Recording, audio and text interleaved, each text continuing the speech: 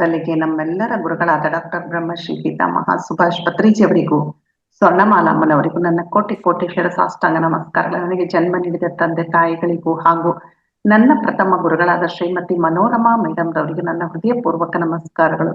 ನನ್ನ ಮಾರ್ಗದರ್ಶಕ ಗುರುಗಳಾದ ಬ್ರಹ್ಮಶ್ರೀ ಪ್ರೇಮನಾಥ್ ಸರ್ ಅವರಿಗೂ ನನ್ನ ವಂದನೆಗಳು. ಇಂಥ ಅದ್ಭುತವಾದ ಅವಕಾಶವನ್ನು ನೀಡಿದ ರಂಗನಾಥ್ ಸರ್ಗೂ ಅವರ ಸಿಬ್ಬಂದಿ ವರ್ಗದವರಿಗೂ ನನ್ನ ನಮನಗಳು. ಈ ದಿನ ಜೂನ್ ನಲ್ಲಿ ಭಾಗವಹಿಸಿದ ಎಲ್ಲ ಆತ್ಮ ಬಂಧುಗಳಿಗೂ ನನ್ನ ವಂದನೆಗಳು. Okay masters.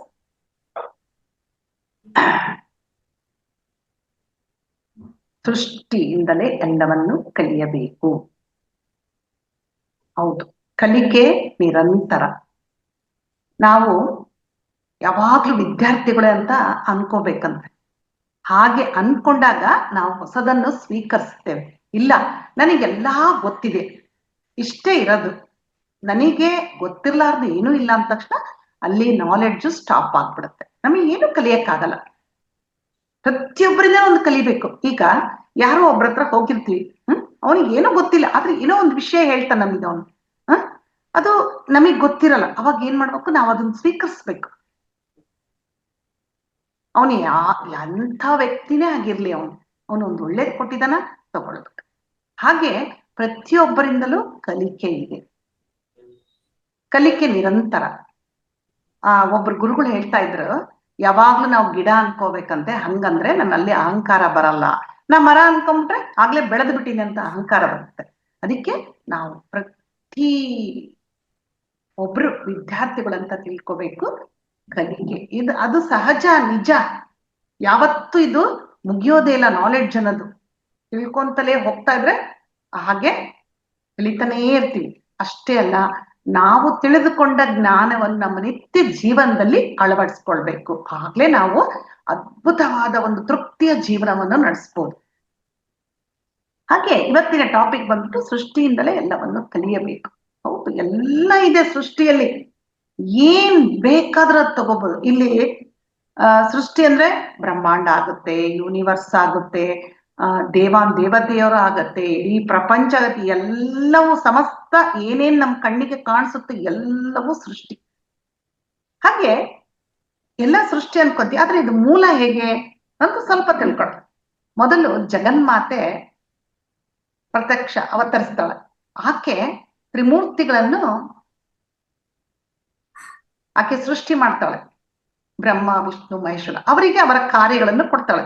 ಬ್ರಹ್ಮನಿಗೆ ಸೃಷ್ಟಿಸುವ ಕೆಲಸ, ವಿಷ್ಣುವಿಗೆ ಪರಿಪಾಲಿಸುವ ಕೆಲಸ, ಶಿವನಿಗೆ ಲಯ ಮಾಡುವ ಕೆಲಸ. ಅಷ್ಟು ಮಾಡಿ ಆಕೆ ಬಿಟ್ಬಿಡ್ತಾಳೆ. ನಂತರ ಇವ್ರೇನ್ ಮಾಡ್ತಾರೆ, ಎಲ್ಲವನ್ನು ಒಬ್ರೇ ನೋಡ್ಕೊಳಕ್ಕಾಗತ್ತಾ? ಇಲ್ಲಲ್ಲ, ಸಬ್ ಡಿವಿಷನ್ಸ್ ಸಬ್ ಡಿವಿಷನ್ಸ್ ಸಬ್ ಡಿವಿಷನ್ಸ್ ಹೀಗೆ ಆಗ್ತಾ ಹೋಗ್ತಾರೆ. ಅದೇ ತರ ಇವ್ರು ಮೂವರು ಏನ್ ಮಾಡ್ತಾರೆ, ಮೂರ್ತಿಗಳು, ಅವರು ಸಹ ಅಷ್ಟ ದಿಕ್ಪಾಲಕರನ್ನು, ದೇವತೆಗಳನ್ನು, ಗಂಧರ್ವರನ್ನು ಅವ್ರನ್ನೆಲ್ಲ ಸೃಷ್ಟಿ ಮಾಡಿ ಒಬ್ಬೊಬ್ರಿಗೆ ಇಂತಿಂತ ವರ್ಕ್ ಅಂತೇಳಿ ಅವ್ರಿಗೆಲ್ಲ ಕೊಟ್ಟು ಅದನ್ನ ಮೇಲ್ವಿಚಾರಣೆ ಮಾಡ್ತಾ ಇರ್ತಾರೆ. ಹೀಗೆ ಸೃಷ್ಟಿ ನಡೆದು ಬಂದ ಹಾದಿ. ಹಾಗೆ ಬ್ರಹ್ಮ ಮತ್ತೆ ಸೂರ್ಯಚಂದ್ರನ ಯೂನಿವರ್ಸ್ ಅನ್ನು, ಈ ಪ್ರಪಂಚವನ್ನು, ಪ್ರಕೃತಿ ಎಲ್ಲವನ್ನು ಸೃಷ್ಟಿ ಮಾಡ್ತಾ ಇದ್ದಾನೆ. ನೋಡ್ರಿ, ಒಬ್ಬ ಮನುಷ್ಯನನ್ನು ಬಿಟ್ಟು ಸೃಷ್ಟಿಯಲ್ಲಿ ಏನೇನು ಎಲ್ಲವೂ ನಿಸ್ವಾರ್ಥ, ಯಾವುದಕ್ಕೂ ಅಹಂಕಾರ ಇಲ್ಲ, ಕೊಡೋದಷ್ಟೇ ಕೆಲಸ. ನಾನು ಕೊಟ್ಟಿದ್ದೀನಿ, ನನಗೆ ಕೊಡು ನೀನು ಮತ್ತೆ ಅಂತೇಳಿ ಆಸೆ ಪಡೋದಿಲ್ಲ ಈ ಸೃಷ್ಟಿ. ಅದು ಒಂದು ದೊಡ್ಡ ಪಾಠವನ್ನಾಗಿ ನಾವು ತಗೊಳ್ಬೇಕಾದ್ರೆ ನಾವು ತಗೊಳ್ತಾ ಇಲ್ಲ. ಎಲ್ಲ ನೋಡ್ತಾ ಇದ್ದೀವಿ, ಈ ಸೃಷ್ಟಿಯಲ್ಲಿರೋದೆಲ್ಲ ನಂದೇ ಅಂತೇಳಿ ಅನುಭವಿಸ್ತಾ ಇದ್ದೀವಿ. ಆದ್ರೆ ಅದರಿಂದ ಪಾಠ ಕಲಿತಾ ಇಲ್ಲ. ಒಬ್ಬ ಮನುಷ್ಯ ಒಂದು ಮನೆಯಲ್ಲಿ ಇದ್ದಾನೆ ಅಂತಂದ್ರೆ ಅದು ಸಹ ಸೃಷ್ಟಿನೇ.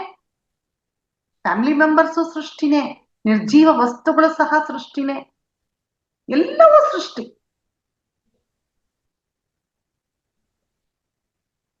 ಹಾಗೆ ಇವತ್ತು ಸ್ವಲ್ಪ ಮಟ್ಟಿಗೆ ಸೃಷ್ಟಿಯಿಂದ ನಾವು ಯಾವುದು ಇಂಪಾರ್ಟೆಂಟ್, ಏನ್ ಕಲಿಬೇಕಲ್ಲ.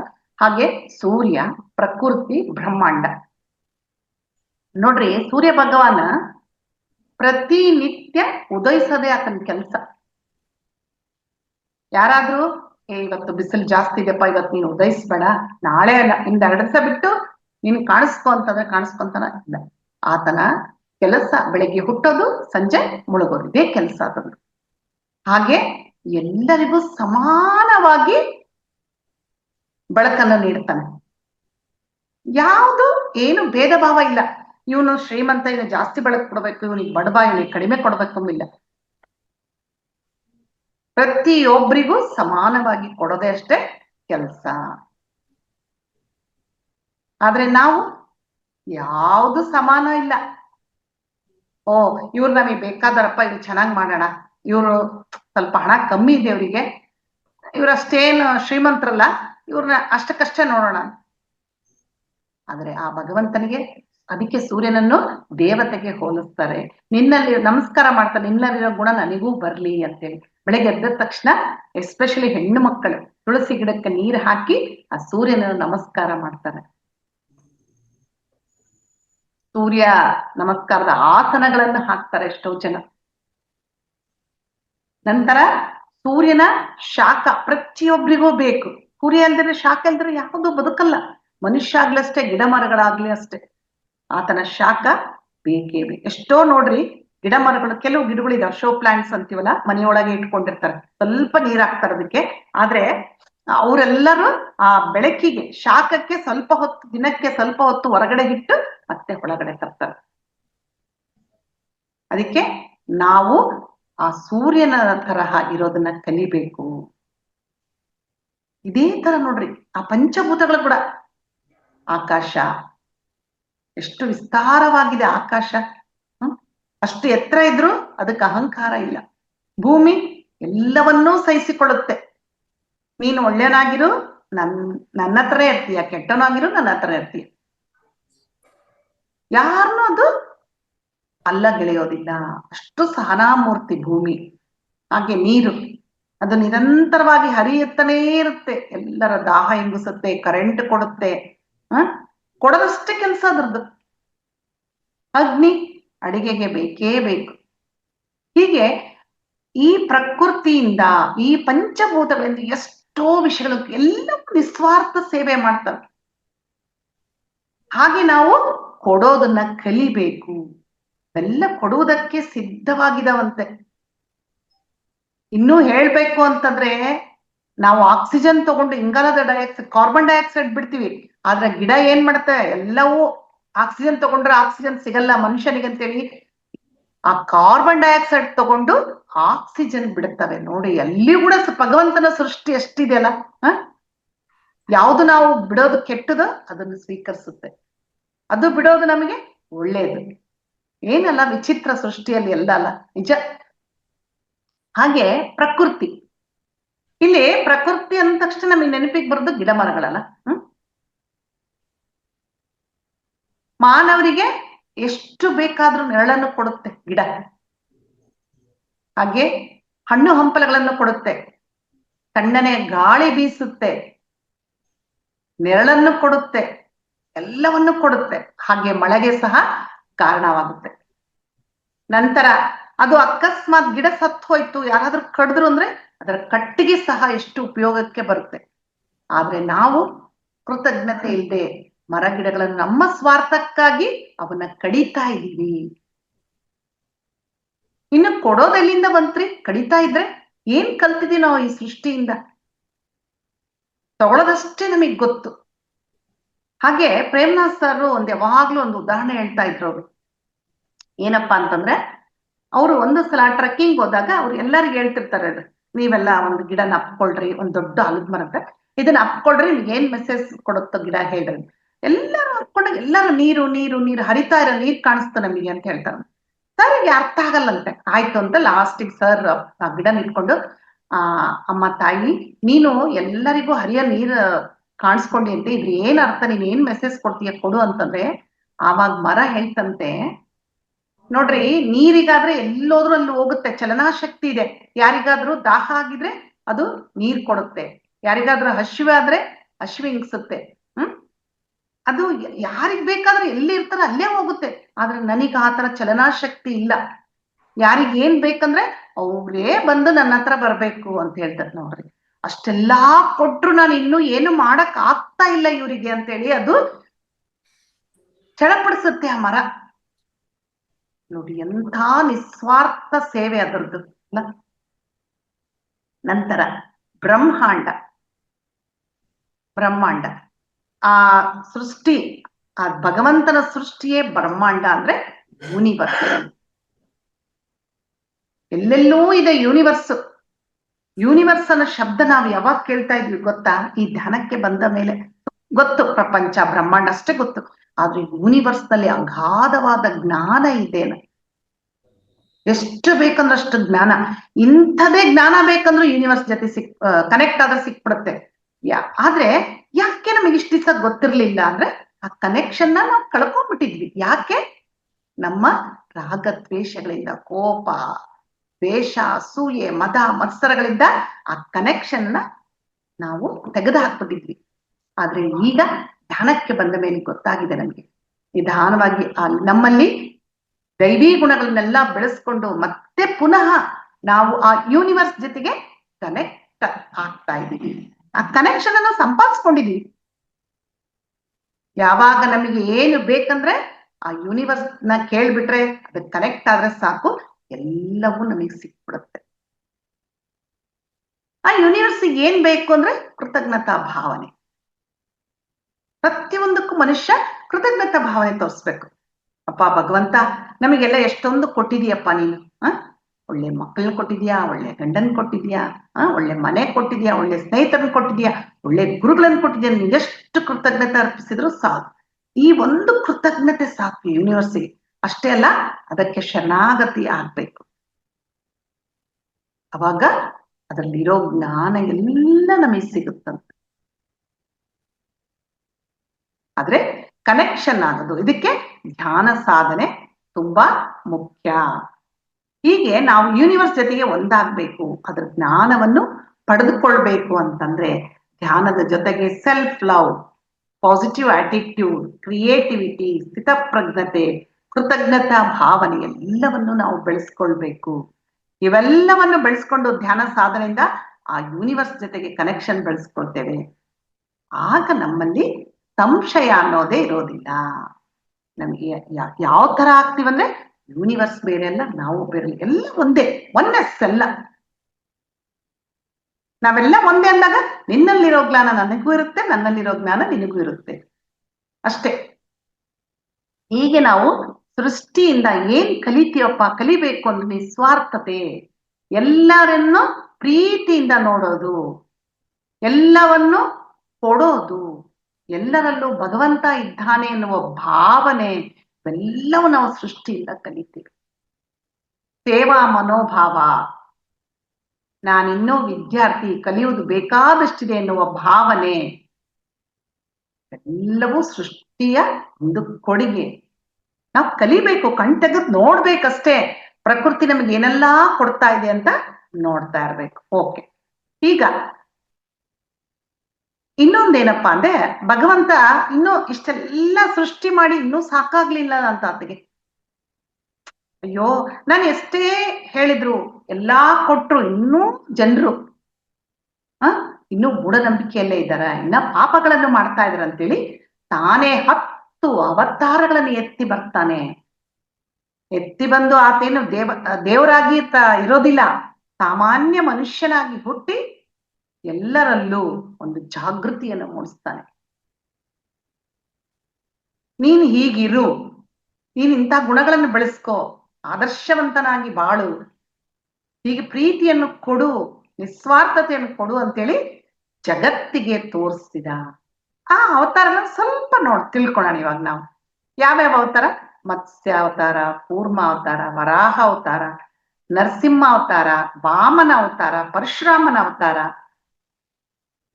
ರಾಮನ ಅವತಾರ, ಕೃಷ್ಣನ ಅವತಾರ, ಬುದ್ಧನ ಅವತಾರ, ಕಲ್ಕಿಯ. ಈ 10 ಅವತಾರಗಳನ್ನು ಎತ್ತಿ ಒಂದೊಂದು ಅವತಾರದಲ್ಲೂ ಒಂದು ಲೀಲೆಗಳನ್ನು ಸೃಷ್ಟಿಸ್ತಾನೆ, ಆದರ್ಶ ಗುಣಗಳಿಂದ ಬಾಳ್ತಾನೆ,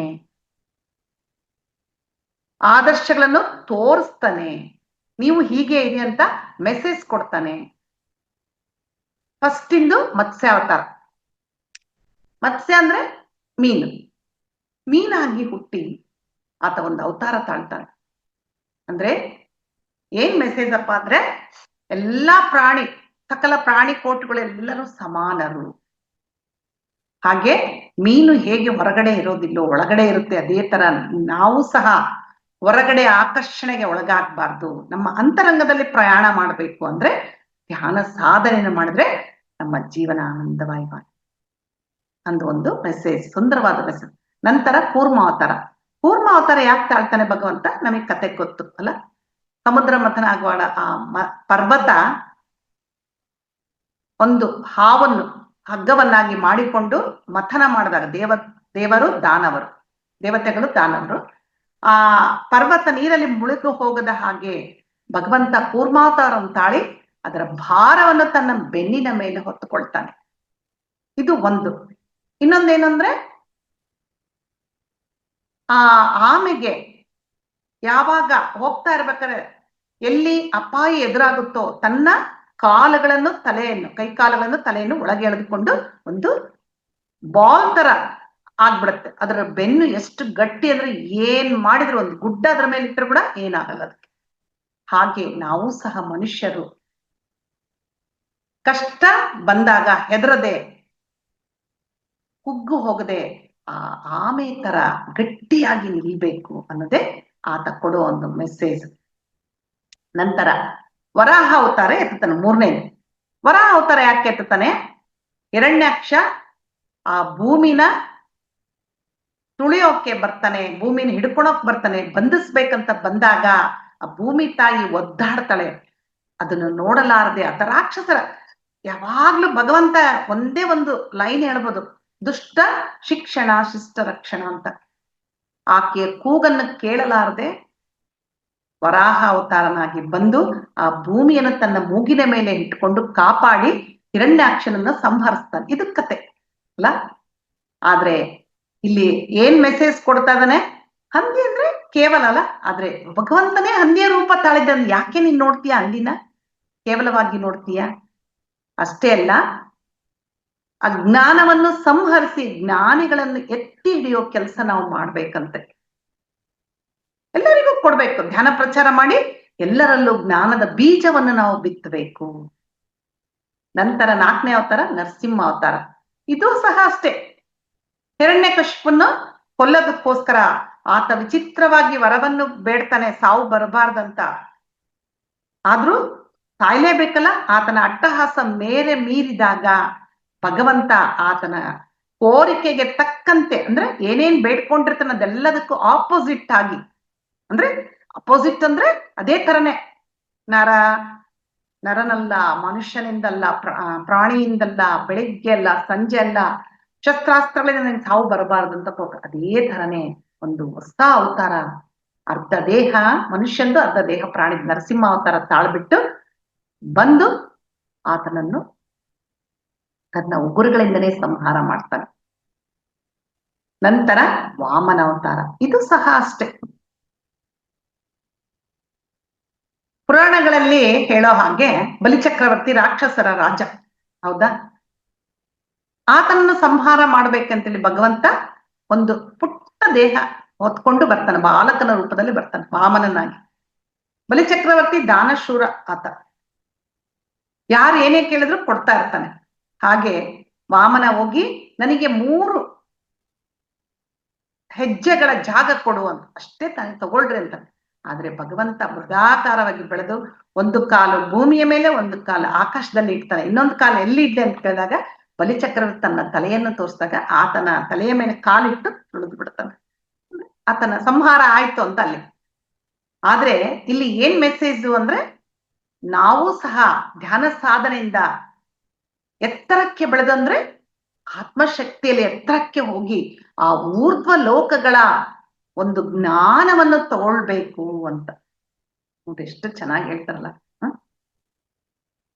ಊರ್ಧ್ವ ಲೋಕ ಜ್ಞಾನ. ಈಗ ಕೆಲವ್ರು ಹೇಳ್ತಾರೆ ನನಗೆ ಏನು ಗೊತ್ತಾಗಲ್ಲ, ಕಾಣಿಸಲ್ಲ, ಆ ಲೋಕಗಳು ಕಾಣಿಸಲ್ಲ, ಜ್ಞಾನನೆಲ್ಲ ಹೇಗ್ ತಗೋಬೇಕಂತ. ಆದ್ರೆ ಇಲ್ಲಿ ಒಂದು ವಿಷಯ ನೆನ್ಪಿಟ್ಕೋಬೇಕು ಸ್ನೇಹಿತರೆ, ನಾವು ಕಣ್ಣು ಮುಚ್ಚಿದಾಗ ನಮ್ಮ ಜೀವನ ಶೈಲಿಯಲ್ಲಿ ನಾವು ಏನ್ ಜ್ಞಾನ ತಗೊಂಡಿದ್ರೆ ನಮಗೆ ಗೊತ್ತಾಗ್ಬಿಡುತ್ತೆ. ಸರಿ ತಪ್ಪುಗಳ ಲೆಕ್ಕ ಆಗಿಂದಾಗೆ ನಮಗೆ ತೋರ್ಪಡಿಸ್ತಾ ಹೋಗ್ತಾನೆ ಭಗವಂತ. ಇಂಟ್ಯೂಷನ್ಸ್ ಬರ್ತವೆ, ಇಷ್ಟೇ ಸಾಕಲ್ಲ ನಮಗೆ. ಏನಾದ್ರೂ ಕಾಣ್ಬೇಕಾ? ಅವ್ರು ಕಂಡು ನೀನ್ ತಗೋ ಅಂತೇಳಿ ಕೊಡ್ಬೇಕಾ? ನಮಗೆ ಏನು ಅಗತ್ಯ ಇಲ್ಲ. ನಾವು ಒಳ್ಳೆ ತರ ಜೀವನ ಮಾಡ್ತಾ ಇದೀವಿ, ಏನೋ ನಮಗೆ ಗೊತ್ತಾಗ್ತಾ ಐತೆ, ನನಗೆ ಏನೋ ಹೊಳಿತಾ ಇದೆ ಅಂತ ಅಂದ್ರೆ ಸಾಕು, ನಮಗೆ ಆ ಜ್ಞಾನ ಎಲ್ಲ ಸಿಕ್ಕಿದೆ ಅಂತ ಅರ್ಥ. ಹೀಗೆ ನಾವು ಆ ಊರ್ಪ ಲೋಕಗಳಿಂದ ಜ್ಞಾನವನ್ನು ಪಡಿಬೇಕು. ನಂತರ ಪರಶುರಾಮ ಅವತಾರ. ಪರಶುರಾಮ ಅವತಾರ ಅಂದ್ರೆ ಏನು? ಎಷ್ಟೋ ಆತನ ಯಾವುದೋ ಒಂದು ಕೋಪದಿಂದ ಎಷ್ಟೋ ರಾಜರನ್ನು ಸಂಹಾರ ಮಾಡ್ತಾನೆ. ಆದ್ರೆ ಇಲ್ಲಿ ಏನು ಅಂತಂದ್ರೆ ತಗೋಬೇಕು ಅಂದ್ರೆ ನಾವು ಅಜ್ಞಾನಿಗಳ ಸಂಹಾರ ಮಾಡಬೇಕು. ಅಜ್ಞಾನಿಗಳ ಸಂಹಾರ ಅಂದ ತಕ್ಷಣ ಅವ್ರನ್ನ ಹೋಗಿ ಸಾಯಿಸೋದು ಅಂತಲ್ಲ, ಅವರಲ್ಲಿರೋ ಅಜ್ಞಾನವನ್ನು ಕೊಲ್ಲಬೇಕು, ಜ್ಞಾನದ ಬೀಜವನ್ನು ಅವರಲ್ಲಿ ಬಿತ್ತಬೇಕು, ಧ್ಯಾನದ ಪರಿಚಯವನ್ನು ಅವ್ರಿಗೆ ಮಾಡಿಸ್ಕೊಡ್ಬೇಕು. ಅದು ನಮ್ಮ ಕೆಲಸ. ನಂತರ ರಾಮಾವತಾರ. ರಾಮಾವತಾರ ಅಂದ್ರೆ ಏನು ಹೇಳದೇ ಬೇಕಿಲ್ಲಲ್ಲ, ಆದರ್ಶ ರಾಮ, ಮರ್ಯಾದಾ ಪುರುಷ. ಇದ್ರೆ ರಾಮನಂತ ಮಗನಿರಬೇಕು, ಇದ್ರೆ ರಾಮರಾಜ್ಯದಂತ ರಾಜ್ಯ ಇರಬೇಕು ಅಂತ ಹೇಳ್ತಾರೆ. ಯಾಕೆ? ಆತ ಅಷ್ಟು ಚೆನ್ನಾಗಿ ಆಡಳಿತ ನಡೆಸ್ತಾನೆ, ತಂದೆ ತಾಯಿಗೆ ಆದರ್ಶ ಮಗನಾಗಿರ್ತಾನೆ. ತಂದೆ ಹೇಳ್ತಾನೆ ಮರುದಿವಸ ಪಟ್ಟಾಭಿಷೇಕ, ಕೈಕೇಯ ಕೊಟ್ಟ ವರದಂತೆ ರಾಮ ನೀನು 14 ವರ್ಷ ವನವಾಸಕ್ಕೆ ಹೋಗ್ಬೇಕಂದ್ರೆ ಆಯ್ತು ಅಂತೇಳಿ ನಗ್ತಾ ನಗ್ತಾ ಅದನ್ನ ಸ್ವೀಕರಿಸಿ ಹುಡುಗಿಯಲ್ಲೇ ಅಡವಿಗೆ ಹೋಗ್ತಾನೆ. ಆಮೇಲೆ ನಾವು ಯಾರಾದ್ರೂ ಕೆಟ್ಟದ್ ಮಾಡಿದ್ರೆ ಅವ್ರಿಗೆ ಸುಮ್ನೆ ಬಿಡ್ತೀವಿ ಅಂದ್ರೆ ಇಡೀ ಶಾಪ ಹಾಕ್ತಿರ್ತಾನೆ ಅಲ್ಲ. ಇವಾಗಿಲ್ಲ, ಒಟ್ಟು ಮನುಷ್ಯನ ಒಂದು ಮೆಂಟಾಲಿಟಿ. ಆದ್ರೆ ಆ ಕೈಕೇಯಿಯನ್ನು ಯಾವತ್ತೂ ಆತ ಬೈಲಿಲ್ಲ.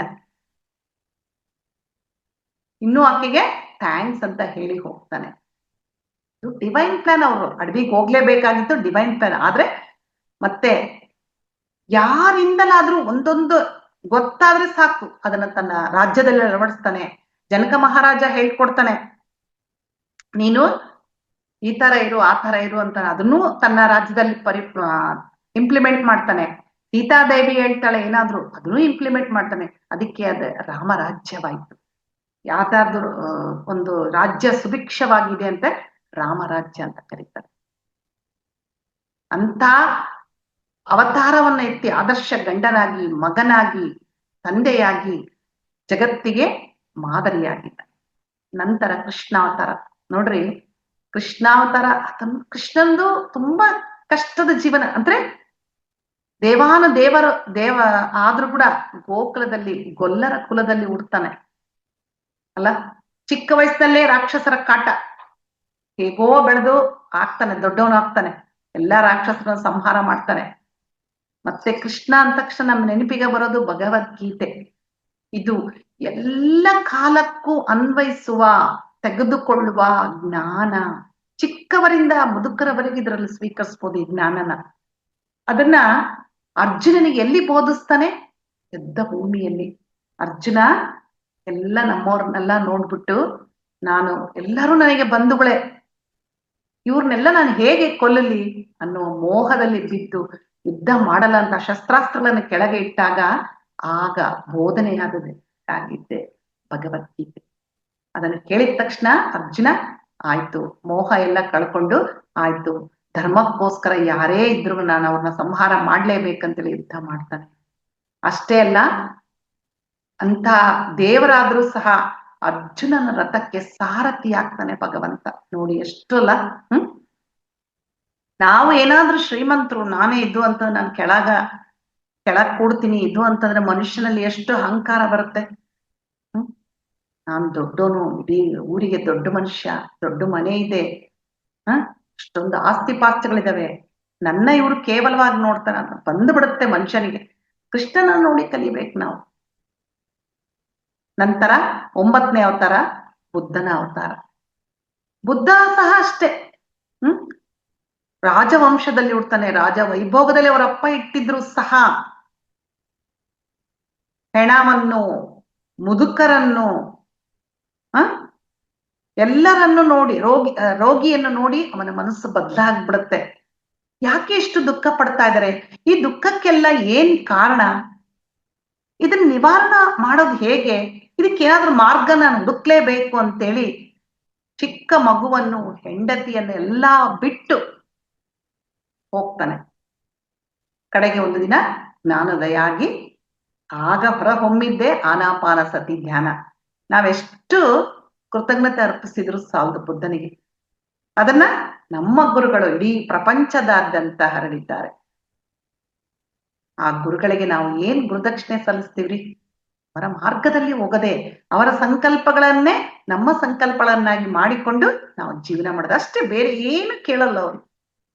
ನಾವು ಇರೋದೇ ಅದಕ್ಕೋಸ್ಕರ.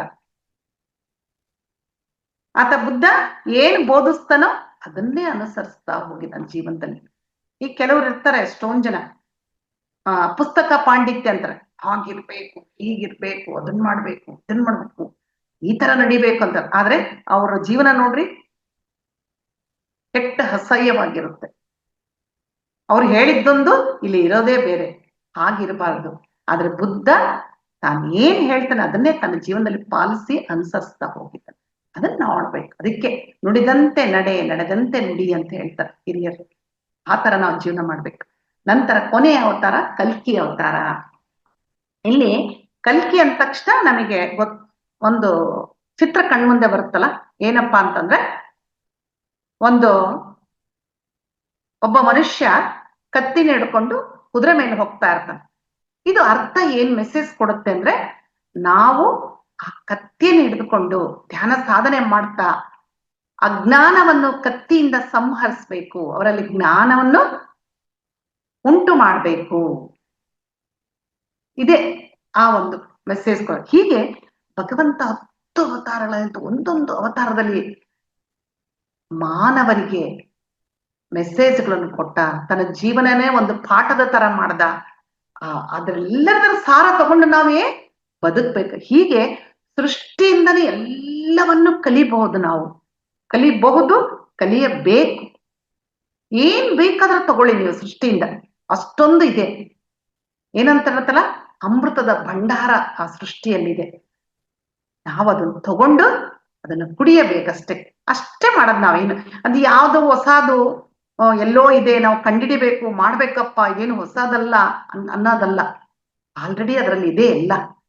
ಜಸ್ಟ್ ನಾವು ತಗೊಂಡು ಅದನ್ನ ನಮ್ಮ ಲೈಫ್ ನಲ್ಲಿ ಅಳವಡಿಸ್ಕೊಂಡ್ರೆ ಸಾಕು. ನಮ್ಮ ಜೀವನ ತುಂಬಾ ಹ್ಯಾಪಿಯಾಗಿ ತೃಪ್ತಿಯಾಗಿ ಅದ್ಭುತವಾಗಿ ಇರುತ್ತೆ. ಓಕೆ ಫ್ರೆಂಡ್ಸ್, ಇಷ್ಟು ಹೇಳೋಕ್ಕೆ ನಂಗೆ ಅವಕಾಶ ಮಾಡಿದ್ರು ಅನಂತ ಧನ್ಯವಾದಗಳು.